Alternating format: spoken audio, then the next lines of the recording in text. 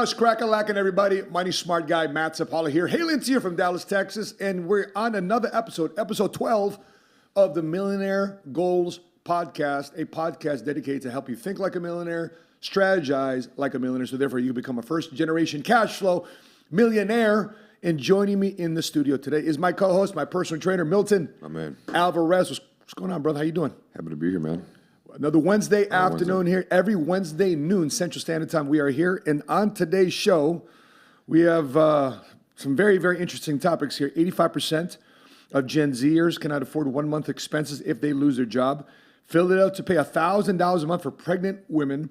A cardiologist says to never eat these 7 foods. How faith works. And more news and videos we're going to be reacting to on this podcast. So, anywho, before we jump into it, bro, how you doing? I'm actually worried about you, man. My back? Your back, and I saw you kind of waddling in from the outside from yesterday's workout. How you feeling? Bro, that leg workout yesterday was sick. It was a sick leg workout yesterday, man. It's like, but I did cryo and like frozen cryotherapy, man. My back locked up. I'm like, what the heck's going on? And then I tried to loosen up in the infrared sauna. But How'd that feel?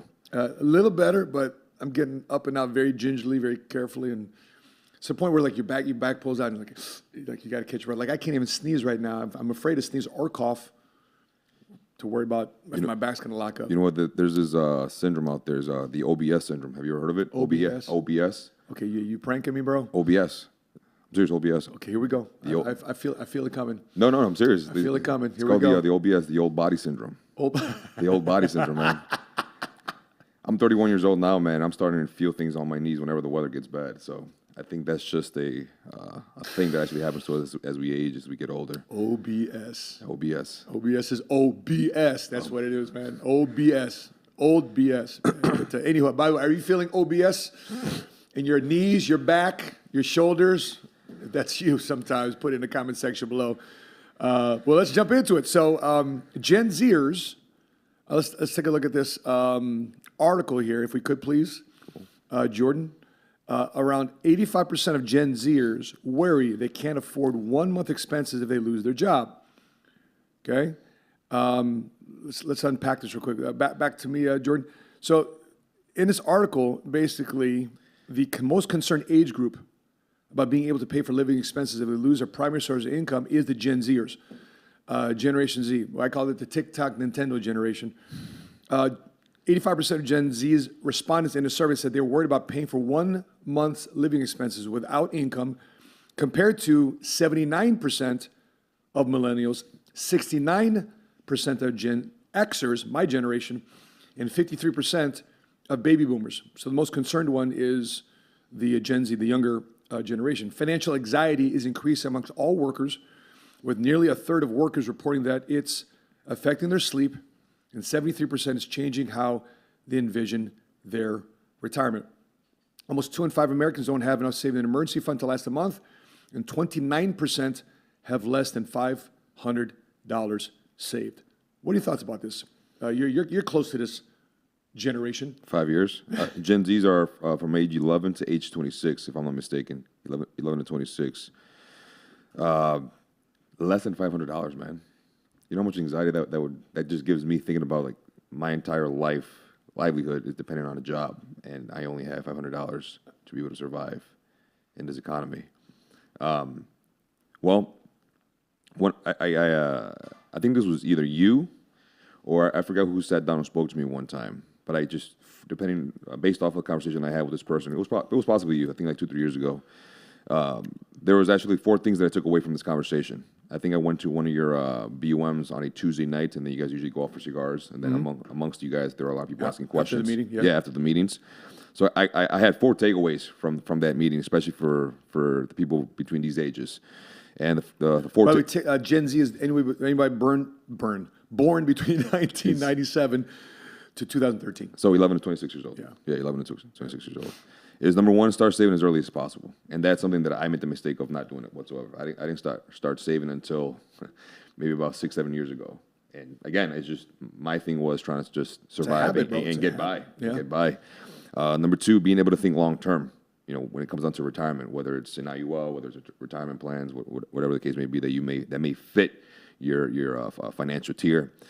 Being able to stick to a budget and avoid lifestyle creep. One of the things that I noticed, Matt, when I started making money, or comfortable money, was that the more I started making, I started adjusting my lifestyle to it. I started going out more. I started buying, nice So things. your income increases, your expenses increase. Automatically. I didn't stay below my means. Lifestyle creep. Lifestyle creep. Yeah. And number 4, man, is stay informed, educate yourself in knowledge. Read books on financial literacy. Connect with, YouTube channels, podcasts, audiobooks on people who've already been there, done that, who can actually walk you through the steps on how to be financially successful and how to be smart with it. Money Smart guy right next to me. This is a really good guy to follow on YouTube, man. Figure Squad. So when I was 20, when I was in my 20s, I was 22 when I had my son Ruben, who is 28 years old now. I was 28 years old when I had my twins. So in my 20s, I had 3 kids, single dad, and I was raising them. I had residential custody in there in my school, my house, my school system. And if I didn't focus on saving money. Yeah. Okay. I mean, I'm in the money business. I'm in financial business. My first intention was not to save money. My first intention was to increase my income, increase my skill set, increase my ability to operate in a very wealthy industry, which I picked the insurance industry, so therefore I can create more cash flow. Because what's the reality? No matter what I can do, I can never go negotiate grocery prices. Sure, I can cut coupons and I can budget my what off. I can save money on gas. I can this and that. So there's a minimalistic type of mentality to getting through tough times or having a tight budget. But my saving grace was increasing cash flow, because the most, demoralizing thing when saving for a rainy day is that, okay, the rainy day comes. And then the emergency fund goes. Yeah. The savings goes. Yeah. Emergency fund goes, the savings goes, guess what is charged? Credit cards in personal loans. But if I focused on increasing my income, bam, I had confidence. Okay, during the rainy day, I can always replenish the rainy day. Or worse, if I lose, this report says if these Gen Zs lose their job, well, I didn't focus on a job. I focused on self-employment, owning a business. He or she that controls your income controls the decisions you make in your life, thus controlling your life. And so when I'm looking at the typical financial conversation, budget this, budget that, by the way, budgeting is annoying, but it has to be done. But that's not the end-all, be-all of this particular situation. So if you're a Gen Z out there, my recommendation is go out there, make things happen with a side hustle. Don't try keeping up with your Joneses, with the Joneses and your friends. And if there's times where your friends want to go out and eat, be able to say, listen, let's negotiate. If we're going to go out and eat with friends, let's make sure we pay for our own food. Yeah. And not, Filipino mentality is, well, whoever invites pays. No. That's, unless you're eating at the house. You can cook for everybody. It's cheaper and more economical to do that. But if you're out with friends and you feel the peer pressure to spend money, I'd stay away from those type of friends too as well. Especially if you have a girlfriend or boyfriend. If you have a partner that likes to go out, that likes nice things, the luxurious things. And here's the thing, man. A lot of people, especially the younger generation, the only way that they tend to have fun, they don't enjoy small talk. They don't enjoy doing the basic things as a couple, getting to know each other. The things you should be doing. Yeah. In order for them to have a good time and really embrace the relationship, they feel like they need to go out to nice, fancy restaurants. What's one of the first things a lot of women, especially nowadays, they do when the moment you sit down at a nice restaurant and you get the plate of food on the table and you're about to dig into the food? What's the first thing they do? Wait, hold on. Let me put this on Instagram. Sure. They grab their phone, they start recording the entire thing. And if it's a girl that you're entertaining, if it's a girl that you're trying to show out for, you're trying to get the brownie points for. The craziest thing is, man, those women don't even put you on their social media. They record the plates, but not you. And the one that's paying for the food. And they might record your hand, but they will leave mystery to it. That's one of the biggest things. If you're a guy out there between maybe the ages of 18 and 26 years old, a Gen Zer, and you're trying to impress women who aren't giving you the same energy back, and they're just literally leaking out your bank account, just so that way you can gain that, whatever you're trying to gain from that specific relationship. You need to be able to understand that in order to be able to build what you're trying to build, whatever it is you're trying to do for your future, you need to be able to think long term. And the right woman will walk into your life. I have no idea which camera I'm looking at.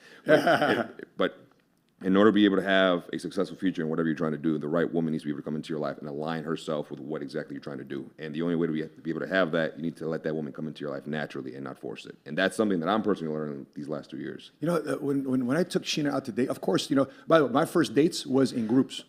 Of course, I paid for my share between my now wife and I, between Sheena, when we were our first date, it was in a group date around my business associates.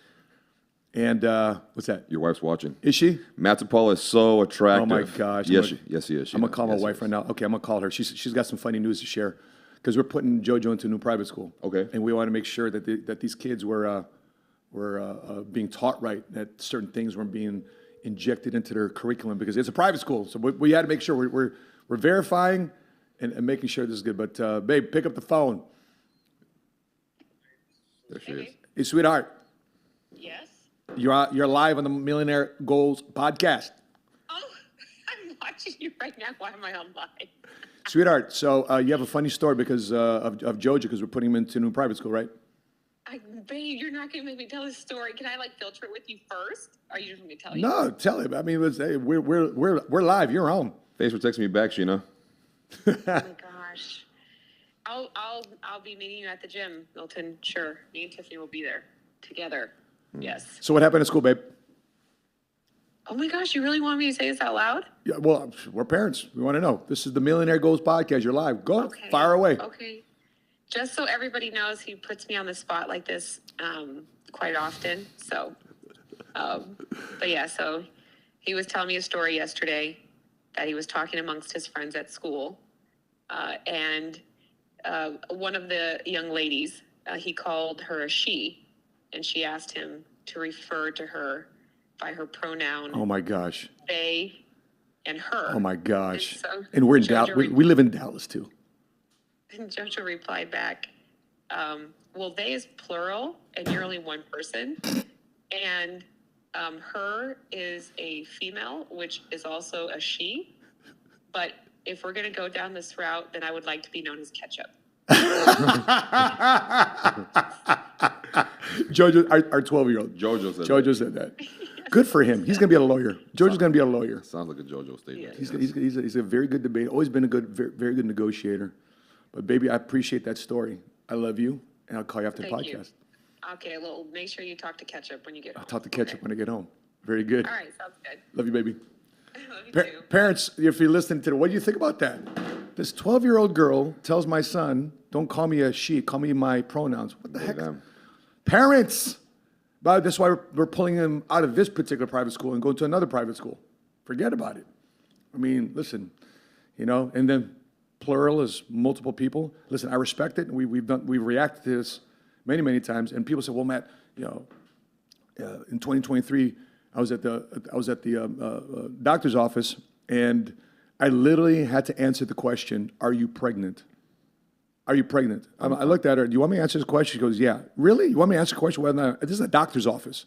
You're asking me, a man, if I'm pregnant? Yes, it's 2023, I have to ask. We can't presume. Unbelievable. A doctor's office. It's a lawsuit nowadays, man. So, anywho, what are your thoughts about this madness that's going on? Well, anyway, let's go on to this next topic. We moved to Texas because we want to have more tax-favored treatment. Jordan, can we take a look at this article, please? Californians fled to Texas for a tax break, but it wasn't as good as the deal as they thought. Interesting. Okay. Let me unpack this. Okay, back over here, Jordan. So, a new report from Wallet Hub finds that despite Texas having no state-level personal income tax, it has a high effective state and local tax rate for a median U.S. household at 12.73%. Then California's 8.97%. This is due to relatively high consumption and property taxes in Texas. Yes, I will say we just bought a house in November. Property taxes here are pretty high. But I'm also coming from a very high property income tax rate, which is Illinois. You own property in Yes. Illinois too as well. It's pretty high. I mean, it's like ridiculous with the property taxes in Illinois. Like you're paying more than what a normal tax rate would be for property tax because they got to fix a lot of issues in Illinois. Anyway, back to Texas and California. Richard Augsder, Senior Policy Associate in the Urban Brookings Tax Policy Center, says income tax burden is never going to be that big for average people. But if you're listening to the Millionaire Goals podcast, your goal is not to be average. We want you to be above average. We want you to be excellent in your finances and your ability to provide for your family and your ability to walk in your faith and be a citizen in the United States, your contribution to our community in the United States of America. You don't want to be average. You want to be rich. You want to be wealthy. You want to be a bigger contributor. Jared Wozak, Vice President of State Projects at the Tax Foundation, says that while California's property tax rates are low, its home values are much higher than the national median figure used, correct, for the calculations. When comparing effective tax rate with state-adjusted figures, California and Texas actually end up having fairly similar tax burdens. Texas at 11.8% and California 11.4%. With that being said, which state would you prefer to live in? I would still be from California to Texas. Definitely Texas, man.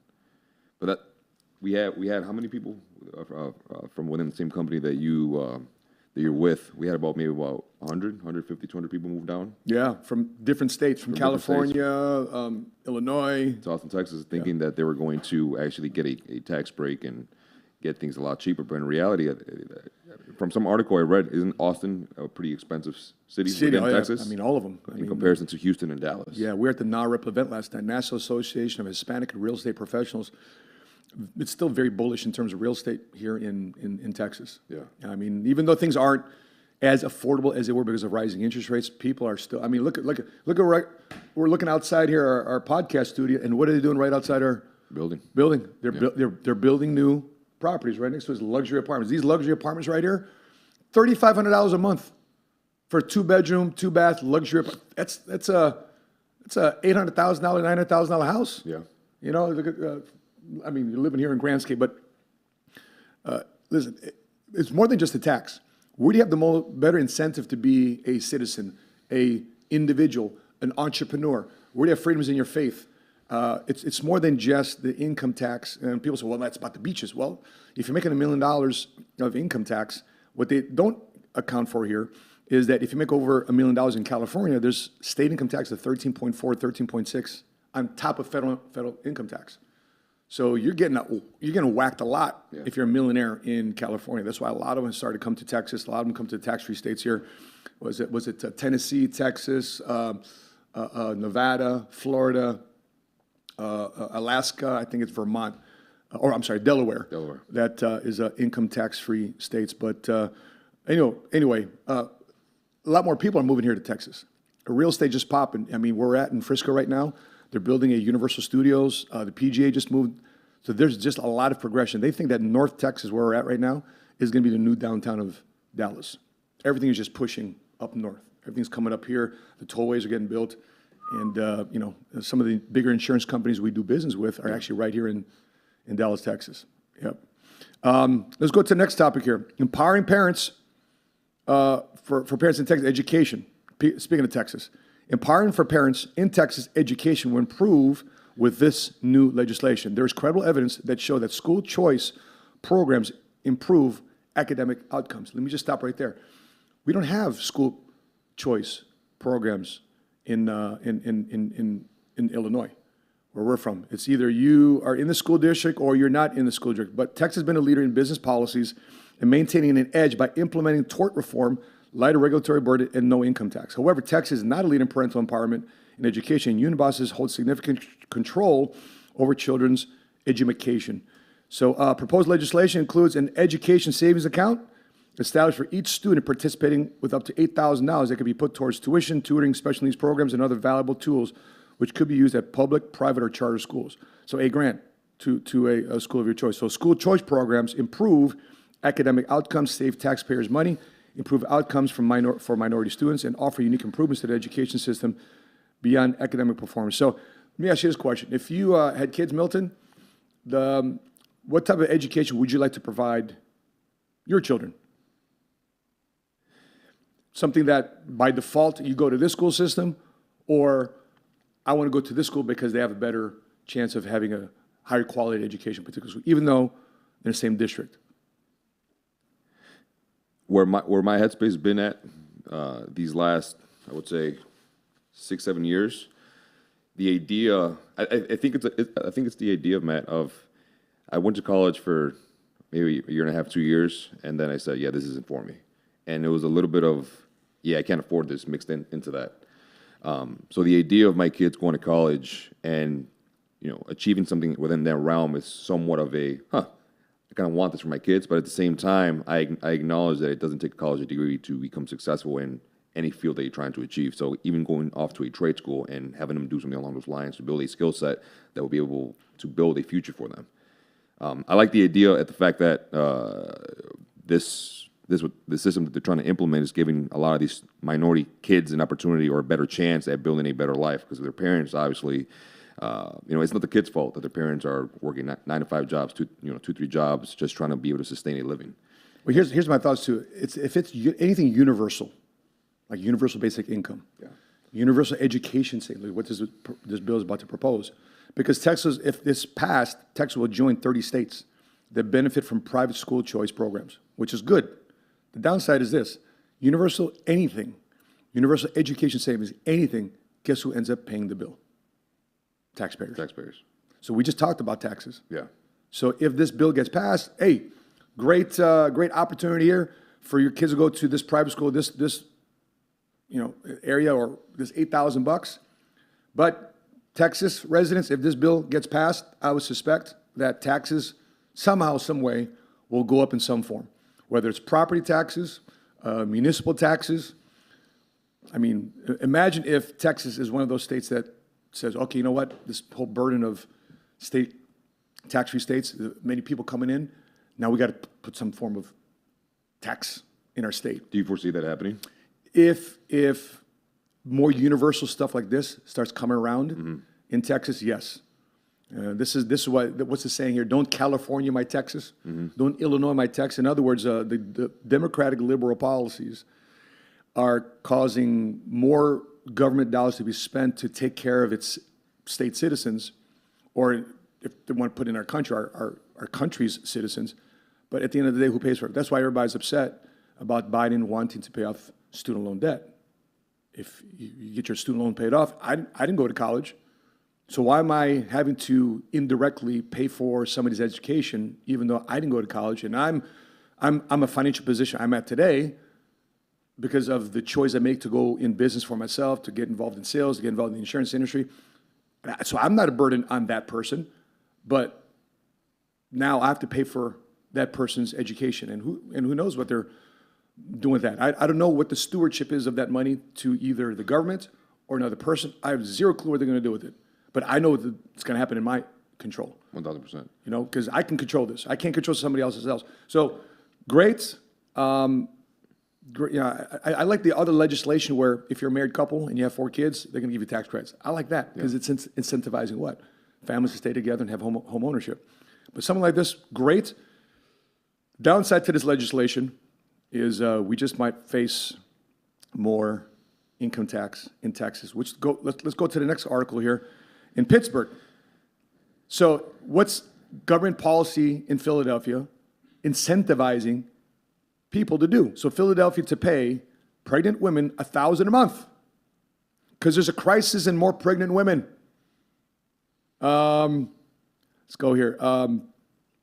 Philadelphia officials are fundraising for a trial program called Philly Joy Bank, which aims to provide $1,000 monthly cash payments to expectant mothers from certain communities.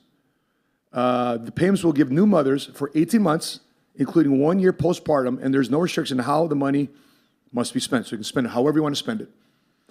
The program is aimed at easing racial disparities in infant mortality rates, as Philadelphia has the highest infant mortality rate during a child's first year of life. New York City has a similar program called Bridge Project, which provides up to $1,000 every month for 3 years with no strings attached and targeted mothers living in Washington Heights, Inwood, and Central Harlem during its first phase. So again, projects, basically, right? Yeah, in the hood. So a lot of these policies are creating programs for the result, but what they're missing out, and just like this proposed education bill in Texas, what they're missing out is the source. Back to values and principles. It's an annoying thing, but if you're having problems with finances, why are you having kids? And so a lot of folks here are saying, hey, you know what? I can lean on the government, though. If I have a kid, I can just lean on the government. Government isn't supposed to be there to lean on. It's supposed to be there to protect you, to make sure that a bully doesn't show up, that we have freedom of choice and freedom of a free enterprise and freedom to do business and to raise our family, but to lean on the government, the more you make government more powerful, more prominent in your life, the less control long-term you'll have. And that's what the government would love to have. And that's what the socialist policies, the communistic policies have. And we'll get to it in a second, but in terms of what TikTok CEO said about TikTok was, U.S. is looking to ban it. But what are your thoughts about this? Well, I think for this specific situation, I feel it's a double-edged sword. I have people on both sides of the spectrum. I have the people who have a logical perspective on this, as yourself and a lot of people in my current network. But then I also have people on the other side of things where they're literally moms who are working 2 jobs, trying to put their kids in daycare, trying to figure out. And here's the thing. I feel like I have very minimal to say about this because, again, I'm not in that position of being a single parent nor a single mother, especially now in this economy, in this world. But boy meets girl, both people, like as you always talk about, if you have one half-assed person and another half-assed person, you put this together, you get a quarter versus a whole person and a whole person coming together and being able to build something. Boy meets girl, both half-assed people, both have traumas, both have situations going on. The guy turns out to be a deadbeat. The guy dips, he leaves, he wants nothing to do with the family. So now the mom's here without situational, doesn't have a family, doesn't have someone to fall back on. But yes, she has a child. She has to figure out how she's going to feed the child, how she's going to clothe the child, and still be able to work and be able to sustain a living for herself and for that child. And at some point, there are women out there who genuinely do need help, but don't have anyone to fall back on. And then here's a concept in the conversation of, well, make more money, create more cash flow, figure out new ways. Yes.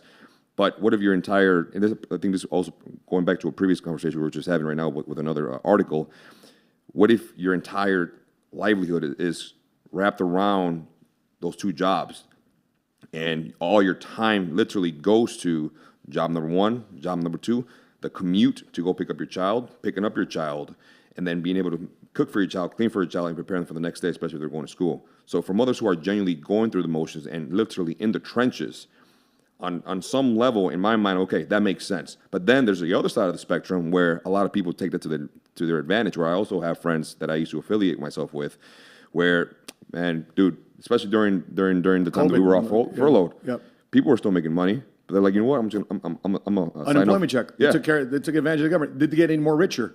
Not at all. Exactly. They were just spending the money on dumb. I mean, think about this. Yeah. This law here, okay, let's say they put it in place. Now, can they go after the man for child support? They're getting $1,000 from the government. Yeah. So now you're creating another program here to incentivize going after men and leaning on the government some more. So I don't need a man. I got $1,000 a month coming to this. Listen, the best place for a child to be raised, in my personal opinion, is when mom and dad who want the best for the child are raising the child together. Back to the principle here, back to the value system here. You got to be careful who you have sex with. That 30 seconds, 60 seconds. The 2 pumps. The 2 pump chump type stuff. Hey, oops, 9 months later, now you got financial responsibility. It's going to turn your life around. Yeah. It may not ruin your life. A lot of people go, oh, your life's ruined. It's a lot of negative talk, but your life will change for your foreseeable future, for the rest of your life, now that you have a child birthed and born into this world that you're responsible for. So, which leads me to our next topic here. Let's meet this couple who opened their 11-year marriage to a divorced father. Couple builds friendship with the divorced father so they can grow emotionally and sexually together. What? Let's take a look at this article. This couple here has a friend. There's a new reality show where it's not just a monogamous relationship. Now it's a threesome. Kim, 37, Dustin had been married for 11 years and opened up their marriage last year. On this new show called Seeking Brother Husband, they show the relationship with Vincent, who dates Kim, but not Dustin. They said opening a relationship has been challenging, mainly because others judge them. Well, no kidding. All right, so you and your wife, you're married one day. You're married for a while, 5 years, 10 years, in this case, 11 years. And you both build a friendship with some other than your wife says, I think I like this guy. I'll save you some time on this question, Matthew. There is no other man that's going to lay hands on my woman. That ass is mine completely. And when I say ass, I don't mean that person. I mean that ass. Respectful to all women out there. No other man is going to see my woman naked. Not sharing your wife? Touch my woman naked. Come on, bro. Wake up next to my woman. Think about my woman. It's a lot of love to Visualize my share, woman. man. No freaking way, man. No freaking way. Okay, let's flip it. 2 women, right? Yeah. 2 wives. I can barely handle one. Hence why I'm single. I can barely handle one. And just based off my past experience with other people in their relationships, I just can't see that happening. Right. This is nuts. This is, shows like this, entertaining, but these are real lives, though. 100%. Entertaining, but these are real lives. And anyway, I listen. What about you, man? It's again, this is the erosion and the demoralization of our society to see stuff like this. This is the beginnings of the destruction, if it's not been already, the destruction of America. The destruction, departing from the values and principles of which our country is created, which is from a faith-based premise. Yeah. In God we trust. This is a clear departure from in God we trust, because instead of trying to solve your issues, what does it say in Proverbs? What's that proverb there with the three Proverbs, three braided cord, three corded? What's that? A rope made out of three. I'm sorry, it's Ecclesiastes 4:12. A man, is it Ecclesiastes? A rope made out of three cords isn't easily broken.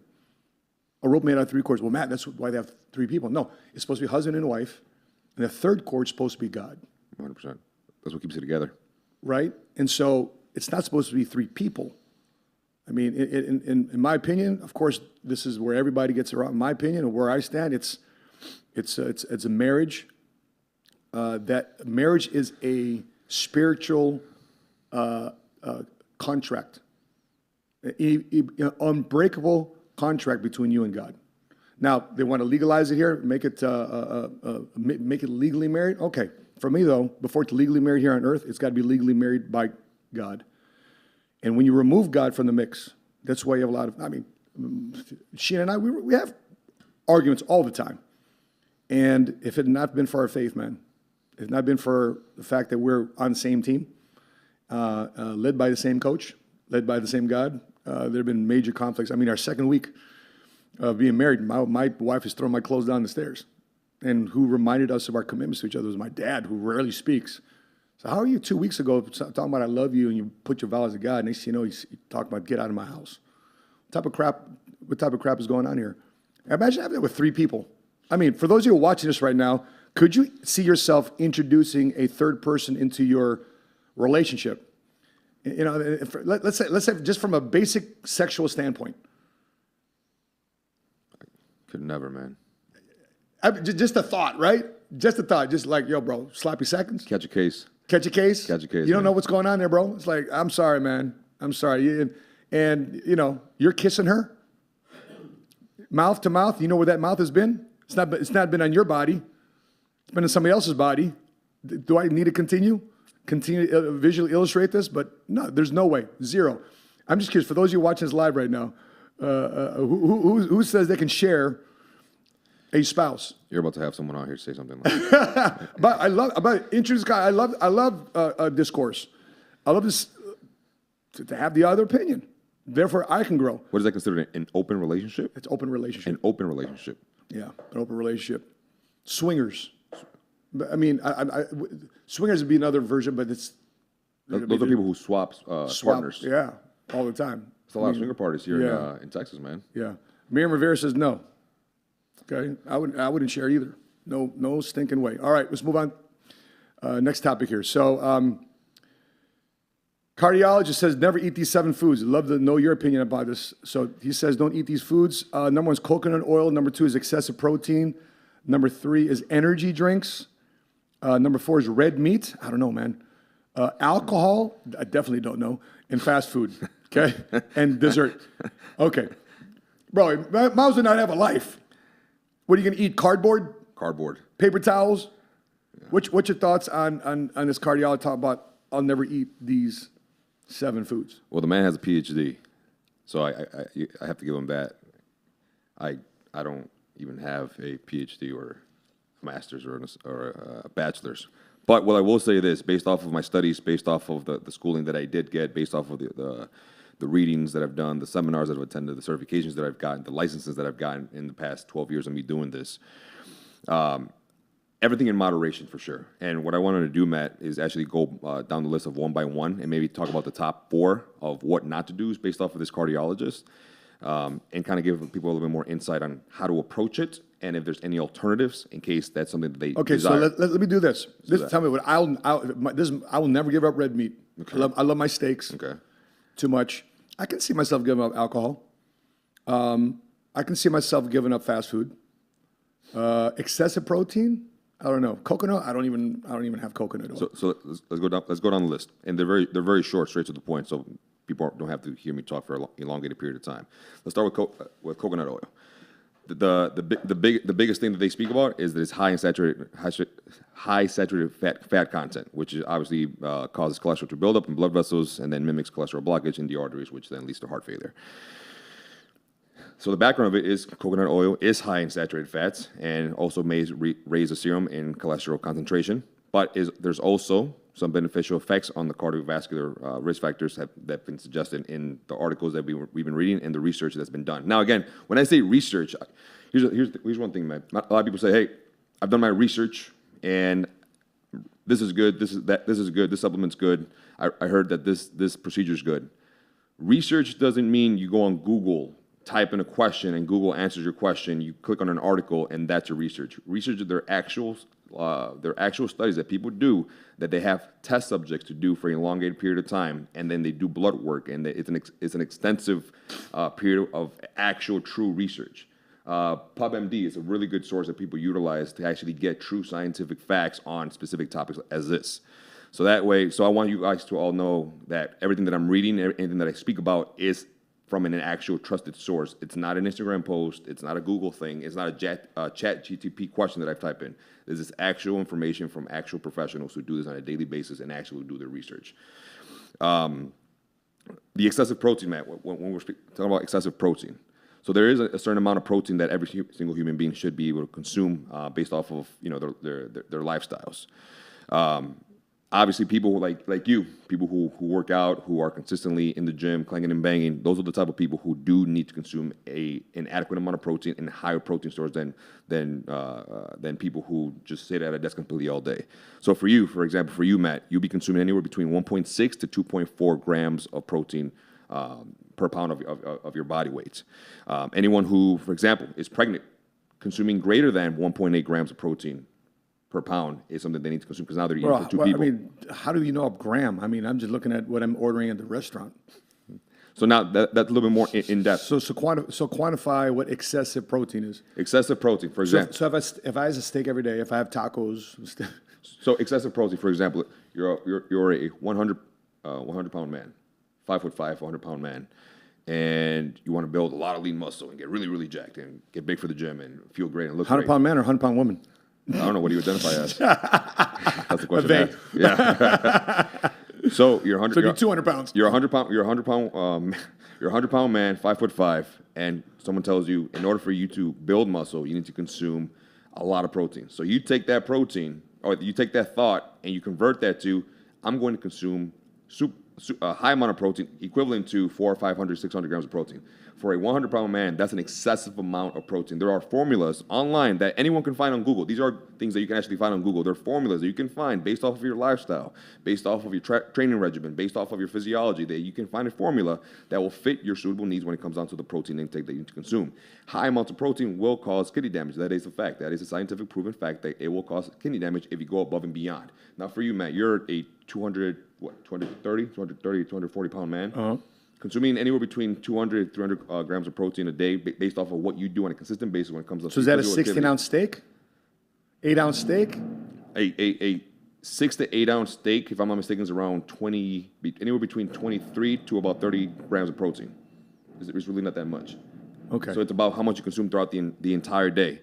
Now, moving on from that, going to energy drinks. I agree. There's a lot of energy drinks out there that have a lot of sugar. Yeah. Which is what gives you that nice spike in energy, yeah. And then a couple hours later, or you do any type of physical activity, you have that drop, and now you're feeling lethargic the rest of the day. What's a natural energy drink?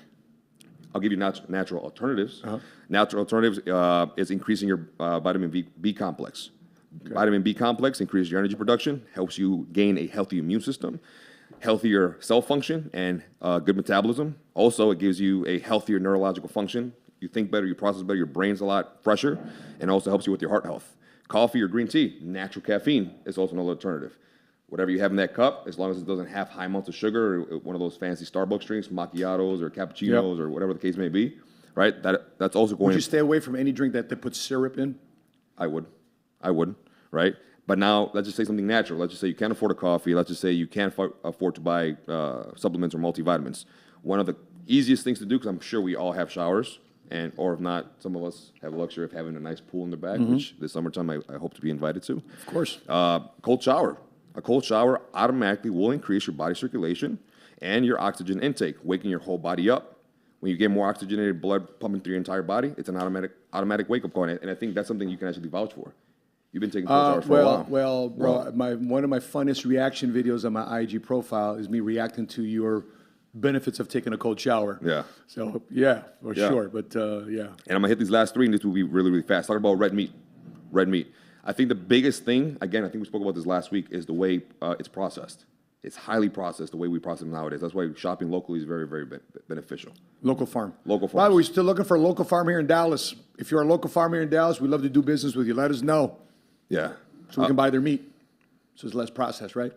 So we can buy their meat because it's less processed. That is correct, yes. We can buy the meat because it's less processed. And their eggs. And their eggs, correct. Yep. And now also consuming high amounts of saturated fat. When I say high amounts, I mean extremely high amounts. I'm talking about excessive amount based off of your size as a human being. What's saturated fat? I mean, avocados are fat.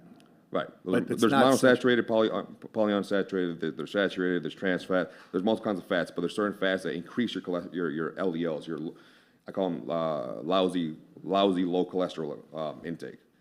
But what food should we stay away from that has saturated fat? Fast food. A lot of fried foods, burgers and fries. Anything that's dipped in oil, anything that's really? That you utilize a lot of oil to make. But again, there are certain foods that are natural, that come from animal, that are also high in saturated fat. What we've been doing a lot of air frying lately. We bought an air fryer. Yeah. Would that replace? Yeah, 1,000%. 1,000%. But again, let's just say automatically because of your DNA, because of your genes, you have heart issues. Reducing the amount of red meat you consume is something that could benefit you. I'm not saying red meat's a horrible thing, but if you already have heart issues because of your genetics and you already have heart issues because of your lifestyle that you've lived, being able to reduce your saturated fat will benefit you in the long run. And this is where the whole the vegetable, eating your fruits, eating your veggies come into play. And one of the last things I want to touch on, Mac, this is something that you're very big on, is your simple sugars and your carbohydrates.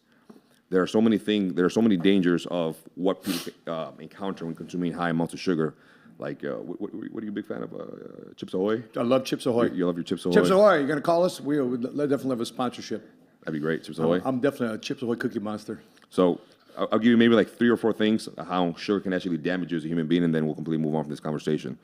Too much sugar can actually kill your sex life. And for a lot of men out there watching this, I guarantee you, because of the fact that you're consuming high amounts of sugar, from your coffees, from the foods you're consuming, from the snacks you're consuming, that's killing your sex life. And now what happens when your sex life is killed and you're in a relationship, you're going to affect that relationship because now you're going to start having problems within your relationship because you can't perform in the bedroom, or you just need to stop jerking off. A lot of guys just do that consistently. Sugar also may contribute to a mild memory loss. Sugar also causes inflammation, which reduces blood flow to the brain, which also affects the way you process and your cognitive. Sugar can be as intoxicating as alcohol. Sugar can also decrease your growth hormone. Sugar can produce an acidic digestive tract. Sugar is also as addictive as any other substance that you can possibly think about. And one of the biggest things also is that sugar can suppress the immune system, which is why you see a lot of people who consume high sugary meals and high sugary diets are consistently sick. And the very last one that a lot of people get affected by until this day, I guarantee you, if you get on a sugar fast for at least 30 days, your life's going to change around. The biggest one for me is sugar can cause fatigue, moodiness, nervousness, and also lead to some form of depression. Just sugar with itself, man. Gotcha. Yeah. Gotcha. Cool. All right, so let's move on to this next topic. Speaking of sugar, Blac Chyna. Let's take a look at this this article. Blac Chyna reveals she quit degrading OnlyFans and reversed plastic surgery because God wouldn't want me doing it. As born-again Christian tells DailyMail.com, how finding religion, it's not finding religion, it's finding God. Finding God. Okay, you need to fix this. Nola Ojomu, the writer of this from Daily Mail, made her shed X-rated image and become whole as Angela. So that's her real name, Angela. And so this is Blac Chyna getting baptized. If you see her on my screen here, She's Angela White. That's her real name. Removed her, I guess, breast implants, changed her name, and removed fillers. God is real, and He's blessing His people with discernment and clarity. So, amen to this. God is moving, baby. God is moving. So, here's the thing. She gave up a lot monetarily. Apparently, she was making a couple $1 million a year. She made $1 million a year for the 2 years that she's on it. But she was one of the first people to get people on OnlyFans. I mean, I remember here in Black China, not because I have zero clue what OnlyFans. I don't have a profile, but I've seen. Now Milton does because he sells feet pictures. But I remember this was a alternative because COVID was causing people to go look for alternative sources of income. Yeah. And selling. They took your advice. Yeah, well, listen, man, this is like, it's something that you don't have to erode your morals, your values, and principles. That's my advice. I wonder if there's any woman or man that actually created an OnlyFans, and when they're asked what motivated you to create this OnlyFans, I wonder how many people on that platform will actually say, you know, there's this guy, but Money Smart, man, on Facebook and Instagram who told me to increase my cash flow. Hustle. But, I mean, she gave $1 million a year in income with doing this, man. So, you know, it's one thing to think for the short term. There's always long term. Always think, listen, has three. Her story, his story favors those who think long term. Yeah. And this is too short term thinking because eventually she wants to be a mother. Eventually she's going to have kids. And even though you deleted your X-rated content, it's still floating out there, man.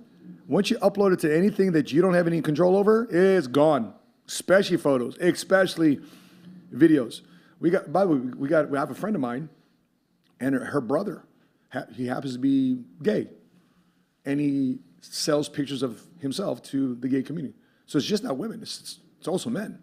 That's on OnlyFans. I don't know if you knew that. It's in your insightful OnlyFans account. That's but wild. I mean, if there's anything that is good news that we want to promote here on the Millionaire Goals podcast, is God is still in business of creating miracles. So, what's your thoughts here? She stated something here that she was looking for wholeness, that she became whole. She explained she turned to her Christian faith out of her desire to become whole and move beyond the repetitive patterns in her life. If you don't like it, then you don't have to like it. But I will tell you this, there is a God. Nobody can tell you what to do with your religion or your faith or this or that, she said.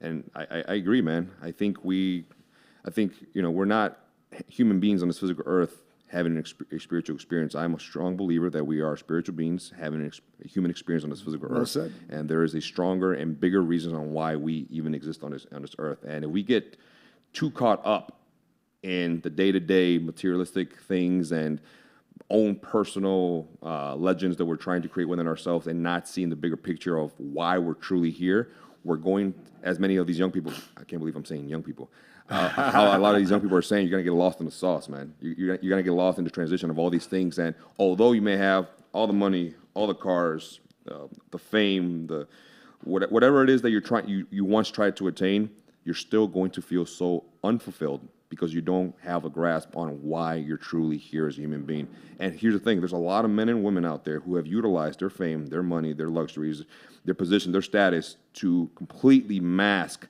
their insecurities of who they are as human beings because they have not faced the traumas that they've encountered. They have not faced any emotional disturbances that they've encountered. They haven't forgiven. They're still holding on to a lot of resentment. A lot of people still have a lot of emotional abuse within themselves, a lot of PTSD within themselves from their past. They haven't faced it because now they're too busy trying to create this legacy for themselves. And they're putting God, even though they talk God, they preach God, they acknowledge the existence of God, yet they're not completely aligned to what God has for them. But it's not until we completely lose everything. That actually happened to me twice, Matt, that I had to lose everything in order to be like, all right, God, I'm sorry. I got too caught up in my life. I got too caught up in trying to make money. I got too caught up in this relationship. I got too caught up in this situation that I completely lost track of exactly why I'm here, what your purpose is for me. And now, Matt, every single day, and I tell this to all my clients, all the people that know me, before any conversation, before any business deal, before I go speak to any client, before any encounter, before any event, before I do anything, God, to you be the glory for what's going to happen. Let everything that comes out of my mouth, every thought, every word that comes out of my mouth be to glorify you and push this person, these people, this situation closer to you. And may this situation glorify you above and beyond. Amen. And the moment I started doing that, man, that's when the money started flowing. By the way, let's take a look at this article right here. To your point, America pulls back from values that once defined according to Wall Street Journal. This is the Wall Street Journal. Yeah. Wall Street Journal is reporting that patriotism, religion, and hard work hold less importance. Some 38% of poll respondents say patriotism was very important, down sharply from prior years. Here's some reactions to it on Twitter. This really explains the percent who says values are very important to them. Democrats, Independents, and Republicans. Look at patriotism, high on Republicans, very low on Democrats. Why? A lot of Democrats love to complain. Religion, look at this. Why? Because you remove faith, you remove religion from your home, you're not going to feel anything about any other God but yourself. The values and principles that create this country, in God we trust, boom, 53% Republicans. Surprised it dropped that low for the Republicans. Having children, look at 38% high in the Republicans, 26% in Democrats. But the Democrats want your kids. That's why they're indoctrinating them in the schools. That's why my son is having to deal with another 12-year-old talking about, no, don't call me she, I'm a they. So they're not coming after adults, they're coming after children. Why? Because sadly, the LGBTQ community cannot have their own kids. And the irony there is, even if you are in the LGBT community, again, no judgment here. I have cousins I love very much they're in the LGBT community. But the only way you come into this world, regardless of you're homosexual or heterosexual, is through a woman's womb. Period. End of story. Science. There it is. Community involvement. Look at this. Look at this community involvement. Why do you think the Democrats are more heavily involved in the community? And this is where the modern church has fell. Community involvement is 25% on the Republican side. But look at the activism, the community involvement on the Democrat side. But here's a cool category, money. Money is important to both of them. The question is how they're getting it and who their source is. And what a country can't survive with this. Patriotism, religion, everything that our country was founded, we're getting further and further away from. How do you feel about this, Milton? I mean, you're a millennial. I'm Gen X, you're millennial. We're two different generations. This is shocking to me. I acknowledge that, and I mean, it's going to sound very cliche, children are our future. They are our future. And you know what, man, I've never been as attentive to politics, to trends, to the way school systems are working. So I have no reason to. I don't have kids. So obviously you don't have something, it's not affecting you, so you're not going to pay attention to it. If there's an issue going on worldwide and you can't relate to it, you don't pay attention. But the older I get, and also the more exposure I get to it, like just had this conversation we just had that you called your wife and you guys spoke about JoJo. That to me is, whoa, like that's actually happened. It's one thing to see it on TikTok or on Instagram, it's another thing to have someone right in front of you actually going through that situation. So I do see, I guess you can say, the strategy on why, the left, the Democrats, on why they're getting a lot more involved in certain aspects of the schooling system and certain, what would you call it? What would you call a group of people getting involved in a situation to be able to push an agenda on entire society? They're lobbying. 1,000%. They're lobbying, campaigning, being community involvement, activists. You know what I miss? And I'm not pushing for this. And for all the lives that were lost, my prayers and my heart's still out for that because I was maybe 8, 9 years old when that occurred during 9/11. During that time. That's when you saw every single. Was patriotism high? Super high. Exactly. Didn't matter the color. Didn't matter the gender. Didn't matter the financial status. Nothing Democrat, mattered. Republican, don't matter. Did not matter. We were so united. We were so strong as one. We're as a United nation. States of America. And now it's just the complete opposite. We're so split up because of dogmatic beliefs on superficial things that are starting to come up nowadays. And again, I believe that a lot of the things and a lot of the agendas that are starting to be brought forth is very one-sided. And that's affecting our future. That's definitely affecting the children that. Yeah, bottom line, I love this country. This is my home. I've made my money here. I've built my family here. I serve my God here. I serve my church here. I love this country. and I'll do what I can to protect it, to thrive in it, to be an example in it, to make sure people have the same, potentially the same perspective I do. Because millions and millions and millions of immigrants are still coming to America. Yeah. They're not going to Philippines. They're not going to Mexico. Yeah. They're coming to America for the American dream. So maybe I'll react more to this. I'll do a Thursday night live on this, but I'm very heavy on this topic. Sadly, we're starting to get away from the values that once defined our country. So speaking of that, let's take a look at some videos here that we'll react to. What's the first video we have on the queue here, Jordan? I kept the faith.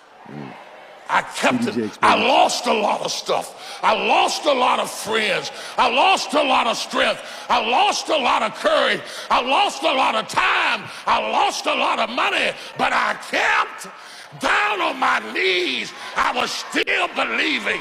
Broke, I was believing. Lonely, I was believing.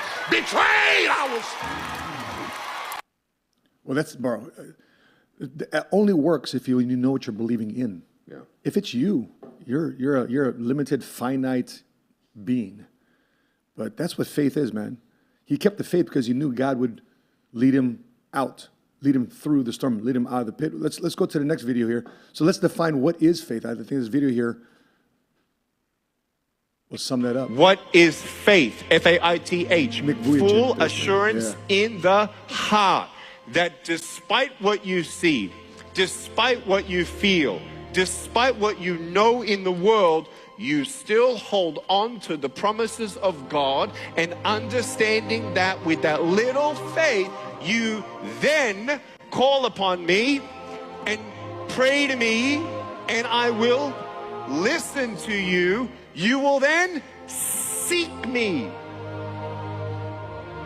and you will search for me, and you will find me when you search for me with all your heart. I will be found by you, says God. He doesn't like playing hide and seek. That's right, boy. I'm fired up, bro. Listen, man, you know, like how Coach Prime says, I'm easy to find? Yeah. Well, God is easy to find. God is easy to find, man. But you got to be seeking him. And when you seek, you'll find. Knock and he shall enter. When you're looking at Nick Vujicic, I mean, guy born with no arms, no legs, and by the way, he owns a bank, owns property, real estate. His driver is a former MS-13 gang member that listened to Nick Vujicic changed his life. This is an armor bearer. I mean, the guy, by the way, guy rolls around in a Maybach. That guy right there. Really? Tommy Harris, we're going to have on a future podcast. But Tommy Harris, a former first-round draft pick of the Chicago Bears, played at the University of Oklahoma. He lives here in Dallas. We were having cigars last week, and you met him. Yeah. And Nick Vujicic wrote the foreword to his book called Endure. But that is faith. I mean, when he's saying that, for those that you don't know, what he was referencing to was God. What T.D. Jakes in the previous video was mentioned to was God. It's not me. It's not a carnal being. It's an eternal being. And let's go in this video here about how faith actually works. Let's take a look at this video. You're not supposed to know. You're not supposed to know. Life is a mystery. If you take away the mystery and everything was certain, you wouldn't need faith. Faith functions best when you don't know. So God often puts us in positions where we don't know to destabilize us from relying too much on what we know. Yeah. Like a trainer who starts you out, and he starts you out on a weight machine, okay? And then he puts you on a bench and he gives you free weights because now it's less stable. The less stable it is, the more muscles you build. Finally, he puts you on a ball where everything's unstable, and when he puts you on the ball, he's building up your core. So the more unstable your life becomes, the more you have to go inside yourself to stabilize yourself. You're strong enough to withstand instability. Yeah. And if you knew everything, you'd have no room for faith, for discovery, for innovation, because creativity comes in uncertainty. Yeah. It comes in uncertainty, in the middle of chaos, because after a while, anytime you know too much, you stop living your best self. That's right. You lean on a power greater than yourself, man. You start living in your purpose. You know, in Hebrews 11, it says, now faith is the assurance of things hoped for, the conviction of things not seen. Where would life be, man, without you having faith to go in business for yourself? Having the faith to move to Dallas, Texas. Having the faith to step up on your, even faith just leaving home and start adulting. Where would life be without faith? That's why my book is Faith Made Man. It's not self-made. It's not even team-made, even though the team is greater than itself. But man, it's not for the faith, the team or the self wouldn't be there. Faith.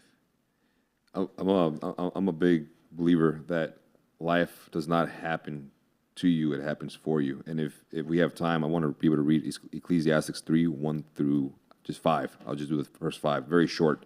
And it aligns with that belief that life happens for you, not to you. Everything that happens in this world happens at the time God chooses. He sets the time for birth and the time for death, the time for planting and the time for pulling up, the time for killing and the time for healing, the time for tearing down and the time for building. He sets the time for sorrow and the time for joy, the time for mourning and the time for dancing, the time for making love and the time for not making love, the time for kissing and the time for not for kissing. He sets the time for finding. He sets the time for finding and the time for losing, the time for saving and the time for throwing away, the time for tearing and the time for mending, the time for silence and the time to talk. Everything in life is happening for you and not to you. And the sooner you understand that life is happening for you, to build you, to mold you, to become the man or woman that you're meant and you're called to become, is the day that you're going to embrace every single situation, whether in the trench or not in the trench, whether a moment of pain or a moment of happiness. You're going to embrace it and acknowledge that this too shall pass. And this is going to make me and mold me into the man or woman that I'm meant to become to serve my greater purpose on this physical earth that we're experiencing right now as human beings. Amen to that, bro. Boom. Punctuation, period, exclamation point. Come on, baby. Let's go to the next video here. Should I save or invest? Because with money, requires a lot of faith. Your money to grow. Your business. Let's take a look at this video. Has $236. Invest it all in yourself. You're already broke. Don't hold on to $236. Our parents, they taught us to save money. You know? Yeah, This is 100%. stupid. They taught us to buy houses. Both those ideas are for banks. They're not for you. So save your money. The bank benefits. He doesn't. As soon as he puts the money in the bank, whatever the number is, he puts the baby money. They look at it. They're like, All right, baby stop money. right What they there. do is they multiply. Yeah. How many people can we get? Yeah, that's Grant. No, you do both. You don't forego saving and just completely investing. That's the reason why a lot of people get in a lot of financial problems, because the only thing is just invest without saving along the way. Had Patrick Bet David not invested and saved at the same time, PHP would never gotten started. So he made money, invested money, put money inside his mutual funds, put money inside his policy. You do both. Mm-hmm. And so that's what Sheena and I do. We do both. You save and invest because you need capital. Cash right now, with the markets going on, history favors those that have cash. Right now we're buying property. My parents are selling property. They're favoring the ones that got cash buyers. Yeah. You know, cash flow is king. Cash is queen. And, credits, you need credit in this world. So you need to do both. What's the next video? A short lesson on interest? Dad, any chance I could borrow $20? I'll pay you back next week. Oh, can I do that as well? Happily, kids. Here you both go. 1 week later. Here's your money, Dad, but could I maybe borrow $50 this week? Yep, that sounds fine to me. Dad, could I borrow maybe like another $20? I'll pay you back for both 20s that I owe you next week. Also fine, but I want $45 next week. Wait, that's not fair. Why do I owe more than I've borrowed and she doesn't? She paid me back on time, in full, so I trust her a lot more than you, and I'm going to charge you interest to cover that risk. I feel like there's going to be a lesson in there somewhere, so I'm going to follow you for more. We were talking about loaning money to friends and family last week. What are your thoughts about this short lesson in interest? I agree. I think you be able to build trust, and that's something that I brought up last week as well. The 2 times that I have asked for a loan from a close person of mine, I told him, here, this is what I'm willing to pay you. If you want to charge me interest, give me the interest rate. I'm willing to pay the interest rate as long as it's reasonable. Just give me 1 year. Give me a 12-month span to be able to pay you back. And what I would normally do is pay them back within 8 months or 6 months, the shortest, so we can build that trust. Proverbs 22:7. The rich ruleth over the poor, and the borrower is servant to the lender. Proverbs, again, if you guys don't read the Bible, Proverbs was written by King Solomon, the wisest and richest king who ever lived. So the idea is for you to become your own bank. So therefore the interest goes to you, your family, your bank. Money still circulates. That's why it's called currency. But money needs to circulate. And the more it can circulate to your own bank versus Capital One versus Bank of America, et cetera, et cetera. Listen, banking is required, but banks are not. And we're finding this out right now with all these bank failures that's going on. Banking is required. You need to become the bank. Take care of your finances, save money, make a lot of money, save a lot of money, and get ready for opportunities in which you can invest. Let's go to the next video, Jordan. 5 things. Was it growing up in a lower class family? Here's the thing, if you grew up in a lower income family and a middle class family, you probably weren't taught how to build wealth. You were probably taught how to save, how to get a car payment, how to use credit cards, how to do all these things, but you weren't taught how to build wealth and win with money. So if you continue to listen to people in those socioeconomic classes about how to handle money, you're going to stay in those classes and ultimately not be able to build wealth and become wealthy. I love it. I got thoughts on it. What's your thoughts on? No, go ahead. Listen, your life changes by 3 things. The books you read. So what are people in lower middle class families reading? They're not reading the right books, right? I started reading Rich Dad, Poor Dad, The Power of Positive Thinking, The Magic of Thinking Big, The Richest Man in Babylon, How I Raised Myself from Failure to Success and Selling, Rich Dad, Poor Dad. I can name off all the initial books that started changing my paradigm of how I looked at life, because how you think things is how you see things, and how you see things is how you do things. And how you do things, that's your destiny. That's where you're going to lead the rest of your life and for future generations. You know, Ruben sent me a text the other day.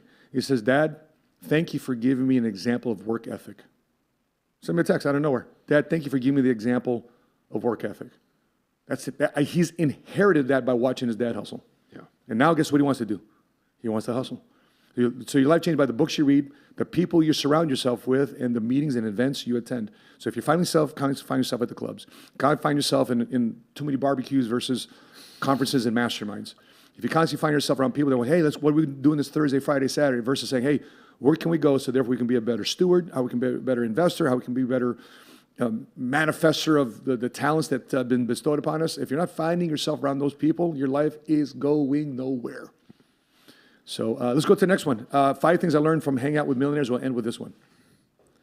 I have rapped in a program I did, a Weird Weekends episode about rap. Can you remember any of the rap?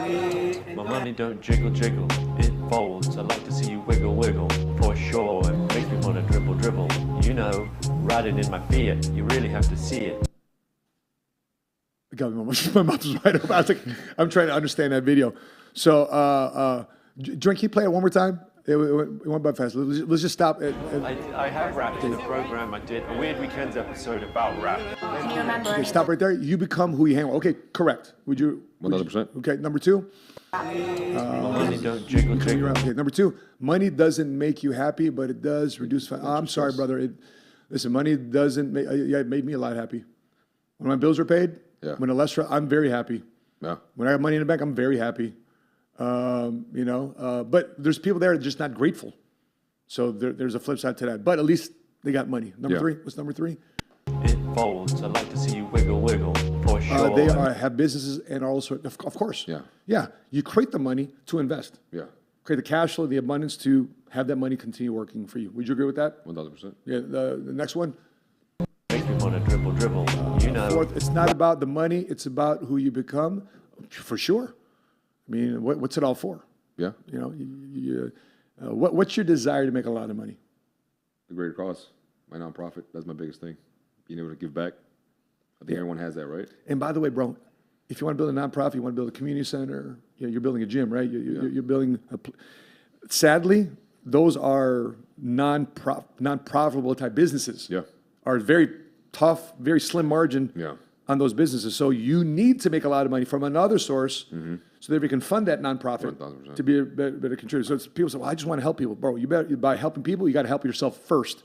For a season of your life, can you be selfish? Because you can't give what you ain't got. What's the last one, Jordan? In my Fiat, you really have to be a lifelong learner. Don't stop learning. Don't stop. Of course.